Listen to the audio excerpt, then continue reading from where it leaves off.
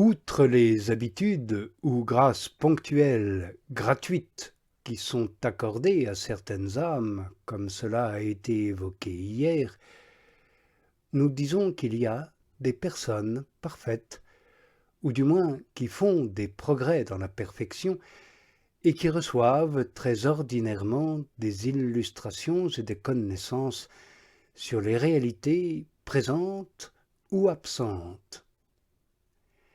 Cette faveur leur vient par une lumière qui se communique à leur esprit déjà éclairé et purifié.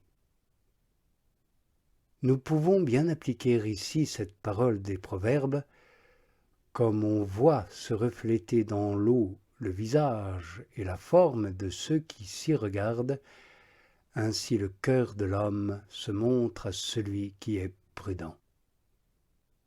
C'est-à-dire à celui qui possède déjà la sagesse des saints que la Sainte Écriture appelle prudence. De plus, ces esprits ainsi purifiés connaissent parfois d'autres vérités. Ce n'est pas cependant toujours quand ils le veulent, car cela est le partage seulement des âmes qui en ont l'habitude infuse. Et encore ne l'ont-elles pas toujours en tout, puisque ces faveurs dépendent du seul bon plaisir de Dieu.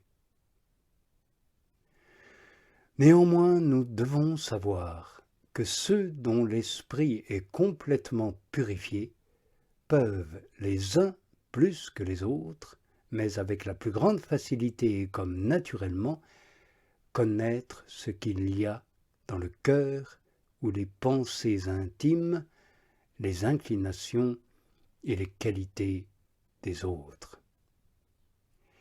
Ils le connaissent par des indices extérieurs même très minimes, comme les paroles, les mouvements et autres signes. De même que le démon a ce pouvoir parce qu'il est esprit, de même aussi l'homme spirituel le possède. Selon cette parole de l'apôtre, l'homme spirituel juge de tout. Il dit encore, l'esprit pénètre tout, jusqu'aux profondeurs de Dieu.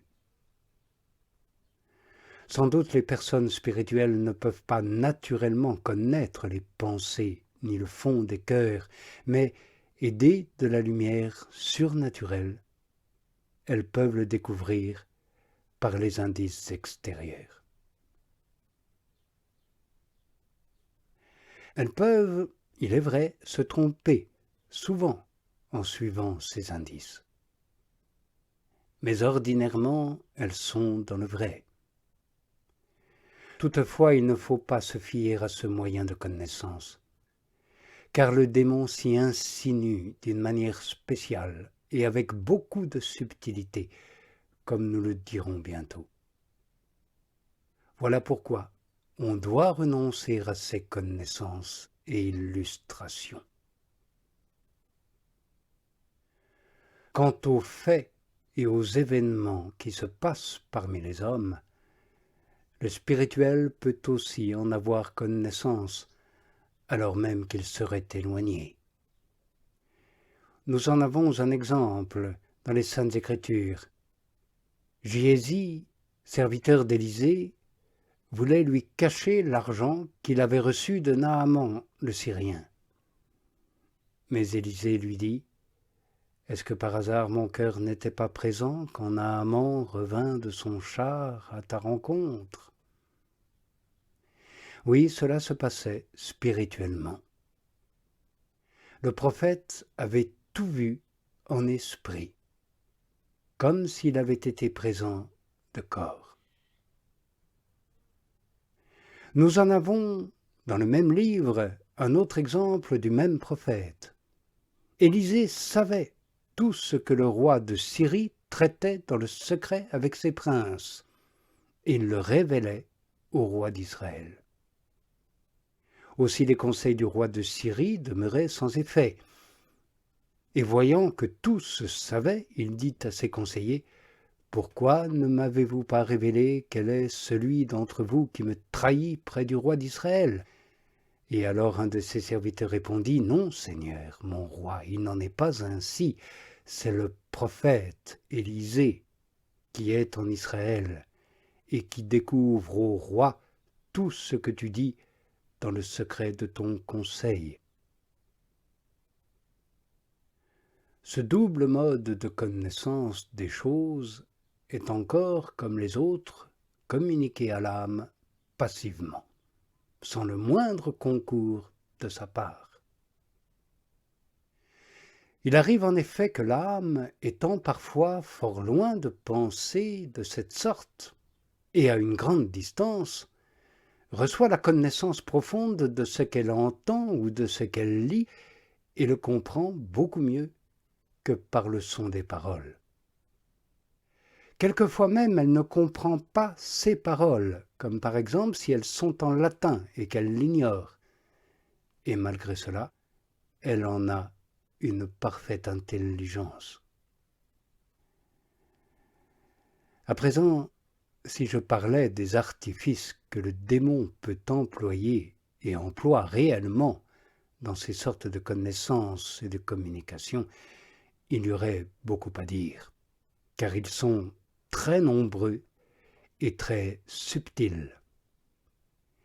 Il peut en effet, en usant de suggestions et en se servant des sens corporels, représenter à l'âme une foule de connaissances intellectuelles et les graver si bien qu'elles semblent résolument véritables.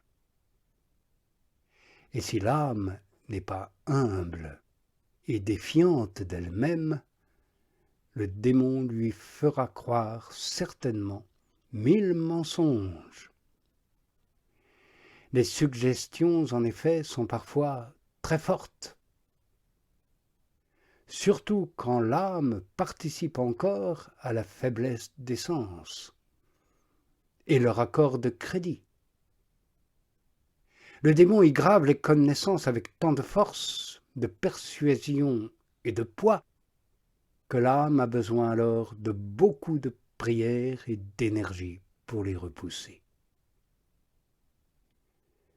Il a coutume parfois de représenter les péchés d'autrui, le mauvais état des consciences ou la perversité des âmes. Et il le fait avec fausseté dans une lumière abondante. Son but unique est de ternir la réputation du prochain et d'inspirer le désir de découvrir ce mal sous le beau prétexte qu'il faut recommander ses âmes à Dieu. Mais en réalité, il cherche par là à ce que le péché se commette.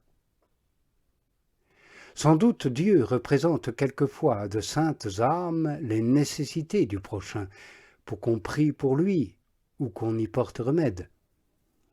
Ainsi, par exemple, nous lisons qu'il découvrit à Jérémie la faiblesse du prophète Baruch, pour qu'il lui montrât la conduite à suivre.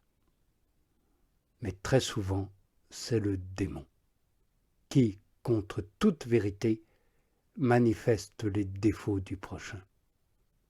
Il cherche à détruire sa réputation, à faire commettre des péchés et à jeter dans les angoisses, comme l'expérience nous l'apprend.